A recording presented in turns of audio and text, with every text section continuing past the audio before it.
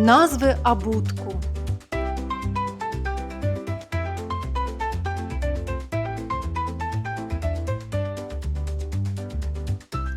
Босоножки, боты, валенки, галоши, кроссовки, пантофлі ті шлопаки, сандалі, туфлі,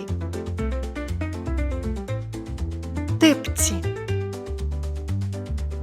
чаровіки,